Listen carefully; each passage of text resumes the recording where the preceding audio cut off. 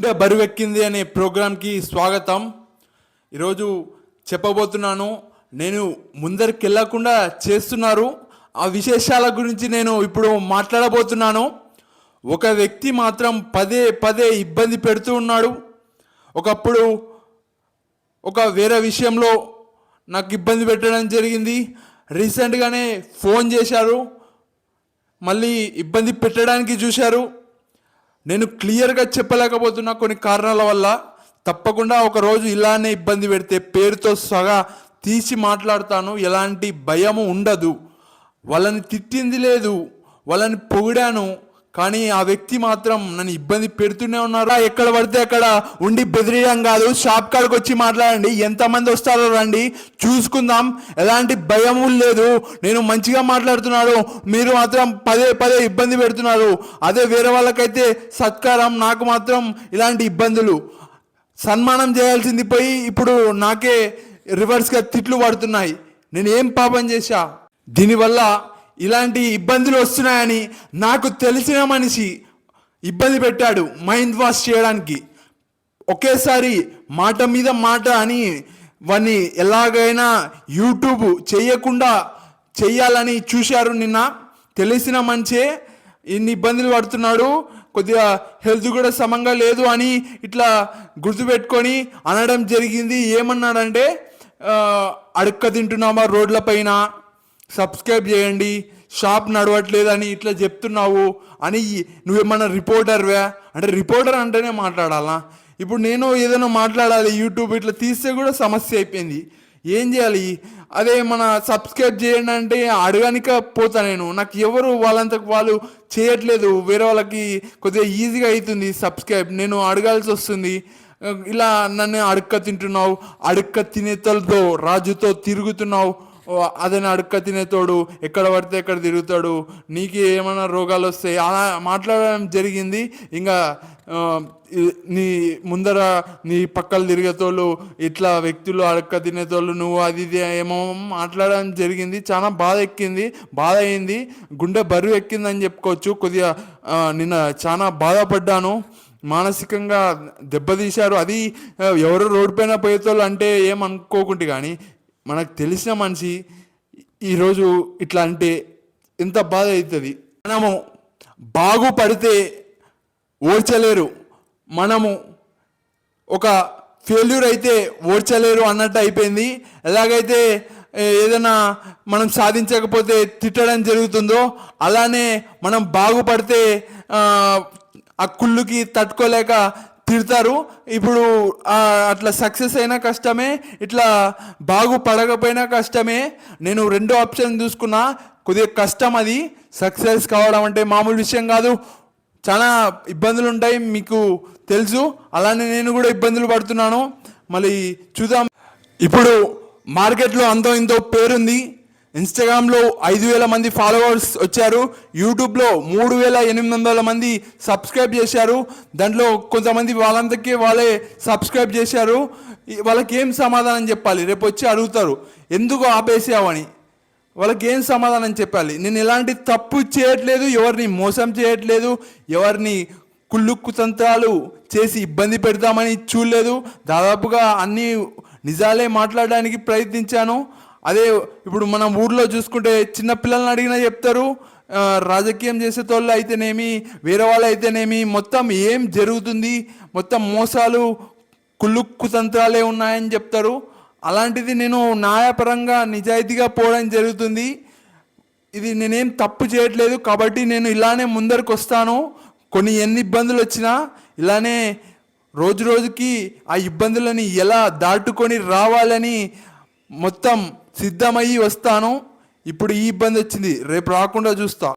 నేను ఈ ఎలక్షన్లో కౌన్సిలర్గా నిలబడే అవకాశం ఉంది. రేపు ఫ్యూచర్లో సీఎం అయిదామని అనుకున్నా. మరి ఇలాంటి మంచి మంచి ఆలోచనలు ఉన్నాయి. ఇప్పుడు జాబ్ చేస్తే ఇంటి వరకే ఒక 10 మందికి సహాయం చేస్తాం. అదే ముఖ్యమంత్రి అయితే తెలంగాణ మొత్తం సర్వీస్ చేయొచ్చు ఒక 5 సంవత్సరాలు అని ఇంత మంచి ఆలోచనతో ఉన్నా. కానీ నాకు ఇలాంటి ఇబ్బందులు వస్తున్నాయి. ఇలా వినాయక చవితికి అక్కడ ఇక్కడ వినాయకులు చూడడానికి వెళ్తారు, దేవుణ్ణి మొక్కుతారు. నేను కూడా అలానే వెళ్దాం అనుకుంటా. కానీ నేను అక్కడికి వెళ్ళానంటే ఏమవుతుందంటే అనా వీడియోది అని అంటారు. నాకు దేవుని మొక్కడానికి కూడా కష్టమే అయిపోయింది. వేరే వాళ్ళు మాత్రం సరదాగా వినాయకుడిని చూసి వస్తారు, మొక్కి వస్తారు. నేను వెళ్తే మాత్రం నాకు ఇలాంటి ఇబ్బందులు ఎన్ని అని పెట్టాలి. ఒకరికి ఇప్పుడు కొన్ని పెట్టాం, ఇంకొందరు ఫీల్ అవుతారు. మధ్యలో వాళ్ళు మంచిగానే ఉంటారు వీడియో తీపించుకొని, నేను వేస్ట్గానే అయిపోతున్నా. ఇప్పుడు వీళ్ళది పెడితే వాళ్ళు ఫీల్ అవుతున్నారు. ఏం చెప్పాలి, అందరినీ వీడియో తీయలేకపోతున్నా. ఇప్పుడు దుర్గామాత ఫెస్టివల్ కూడా వస్తుంది. ఇప్పుడు కూడా ఇలాంటి ఇబ్బందులే ఉండబోతున్నాయి. ఇది చాలా బాధాకరం. ప్రజల మైండ్ సెట్ ఎలా ఉందంటే, వ్యాపారం ఉంది, ఈ వ్యాపారం నడుస్తుందా, వేరే వ్యాపారం పెట్టుకొని కొందరు చెప్తారు.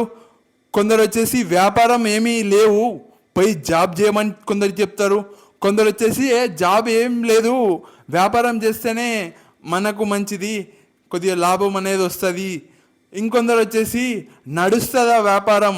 ఇంకొందరు వచ్చేసి అవసరమా యూట్యూబ్, ఇన్స్టాగ్రామ్, మంచిగా పొలానికి వెళ్ళు, ఈ రెండు వద్దు, వ్యాపారం మరియు యూట్యూబ్ ఇది అని చెప్తున్నారు. ఇలా ఉన్నాయి. ఇంకా ఎన్నో ప్రశ్నలు అడగడం జరుగుతుంది. అది ఇది అని ఎన్నో ప్రశ్నలు అడుగుతూనే ఉన్నారు. ఒక పని మీద పోతుంటే ఎన్నో ఇబ్బందులు పెడుతున్నారు. ఒక మాటతో వాళ్ళు ఒక మాట అనిపోతారు. ఆ మాట మనకు ఎంత ఇబ్బంది పెడుతుందో మనకు తెలుసు. కొన్నిసార్లు మనము కరెక్ట్ చేస్తుంటాం, కానీ వాళ్ళు వచ్చి కొందరు కావాలని ఎక్కేయడానికి చెప్తారు, కొందరు ఏదో నోటికి వచ్చినట్టు ఆగుతారు, కొందరు ఏదో మంచి చేద్దామని చెప్తారు. ఇది పరిస్థితి. నేను రూపాయి నష్టమైన షాప్లోనే కూర్చుంటా, రూపాయి లాభమైన షాప్లోనే కూర్చుంటా, రూపాయి లాభమైన యూట్యూబ్, ఇన్స్టాగ్రామ్ చేస్తుంటా. ఎవరిని తిట్టలేదు, కొట్టలేదు, సహాయం చేస్తున్నాను. అయినా నన్ను ఇబ్బంది పెడుతున్నారు మీరు. మీకేం పని పడలేకుంటే పని చూసుకోండి. ఎంటీ మైండ్ దెయ్యంతో సమానం. కాబట్టి మీరు పని చేసుకుంటే మంచిది నాలాగా. ఓకే, మీరు బాగుపడతారు, వేరే వాళ్ళు కూడా ఇబ్బంది పడకుండా ఉంటారు. కాబట్టి మీరు మంచిగా ఉండాలి, నేను మంచిగా ఉండాలి. కాబట్టి మీ పని మీరు చేయండి, నా పని నేను చేస్తా. పిల్లగాడు ఉంటాడు, చదువుతుంటాడు, కానీ చదువు ఎక్కట్లేకుంటుంది, చదవలేకపోతుంటాడు, ఎక్కువ మార్కులు తెచ్చుకోలేకపోతుంటాడు. అప్పుడే బేటా ఒక జాతకాల చూసే మనిషి ఉంటాడు. జాతకం చూపించుకోవడానికి వెళ్తే ఇట్లా నీకు చదువు రేఖ లేదు నాయనా అని చెప్తాడు. ఇంకా అతడు ఆ పిల్లగాడు ఏడ్చుకుంటూ పోతాడు. రోడ్డు పైన ఒక రాయి ఉంటుంది, రాయి తీసుకొని ఇట్లా ఇట్లా ఇట్లా గీస్తాడు. ఇట్లా రేఖ గీసిన తర్వాత పోయి చూపిస్తాడు, ఉంది కదా నాకు చదువు రేఖ అని. అలానే ఇప్పుడు నేను కూడా అంతే, నీకు మాట్లాడనిక రాదు అంటారు కొంతమంది నువ్వు డబ్బు సంపాదించలేవు, వేస్ట్ గాన్లాగా ఉండిపోతావు అంటున్నారు. కానీ కాదు అని ఎలాగైతే ఆ పిల్లగాడు రాయి తీసుకొని ఇట్లా గీసి చూపిస్తాడో నాకు చదువు ఉంది అని, అలానే నేను ఇప్పుడు డబ్బు సంపాదిస్తాను మరియు ఏదో ఒకటి సాధించి జీవితంలో చూపిస్తాను అని చెప్తున్నాను. తప్పకుండా సబ్స్క్రైబ్ చేయండి. రోడ్లపైన వెళ్ళి అడుగుతుంటే చిన్న చూపు చూస్తున్నారు, కాబట్టి సబ్స్క్రైబ్ చేయండి. నా వీడియోలు మీకు నచ్చితే ఇలానే ముందరకొస్తే వాళ్ళకు సమాధానం చెప్పినట్టు డబ్బు సంపాదించాలి. ముఖ్యంగా డబ్బు సంపాదట్లేదు, వాళ్ళ బిల్డింగ్లు లేవు అని ఒక చిన్న చూపు ఒక మనిషికి కాదు చాలా మనుషులకి. గద్వాల్లో పడనోళ్ళు నా పైన చాలామంది ఉన్నారు. నేను ఏమి వాళ్ళ అనలేదు, కానీ నా పైన బ్యాడ్ రివ్యూ ఇస్తున్నారు. వీడు అది ఇది అని వేస్ట్ కాడని ఇలా చెప్తూ ఉన్నారు చాలామంది. తప్పకుండా డబ్బు సంపాదించి వాళ్ళకు ఒక సమాధానం చెప్పాలని అనుకుంటున్నా. ఇప్పుడు మాత్రం మీ వల్ల ఒక పేరు వచ్చింది. ఇలానే మీ సపోర్ట్ ఉంటే డబ్బు కూడా సంపాదించి ప్రజా సేవ చేయడానికి కూడా వస్తా. ఒక ముఖ్యమంత్రి కావాలనేది నా జీవితం లక్ష్యం. తెలంగాణ సీఎం కావడం, దానికోసం నిజాయితీగా పనిచేయాలి, నిజాయితీగా డబ్బు సంపాదించాలి. కాబట్టి అన్నిటికీ నేను సిద్ధం. చూద్దాం మరి ఏమవుతుందో.